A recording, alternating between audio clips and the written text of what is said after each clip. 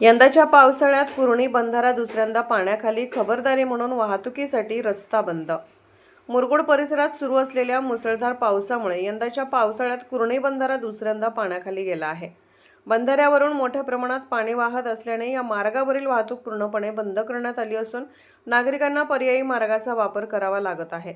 संततधार पावसामुळे बंधाऱ्यावरील पाण्याची पातळी सातत्याने वाढत असून पावसाचा जोर कायम राहिल्यास परिसरात पूरस्थिती निर्माण होण्याची शक्यता व्यक्त करण्यात येत आहे। त्यामुळे प्रशासनाकडून परिस्थितीवर बारकाईने लक्ष ठेवण्यात येत आहे। नागरिकांच्या सुरक्षेच्या दृष्टीने मुरगुड नगर परिषद प्रशासनाने बंधाऱ्याच्या दोन्ही बाजूंना बॅरिकेड्स लावून हा मार्ग वाहतुकीसाठी बंद केला आहे। तसेच कोणत्याही परिस्थितीत पाण्याचा अंदाज न घेता बंधारा ओलांडण्याचा प्रयत्न करू नये असे आवाहन प्रशासनाने केले आहे। प्रशासनाने नागरिकांना सतर्क राहण्याचे आवाहन करत अनावश्यक प्रवास टाळण्यास आणि सुरक्षित पर्यायी मार्गाचा वापर करण्याचेही सांगितले आहे।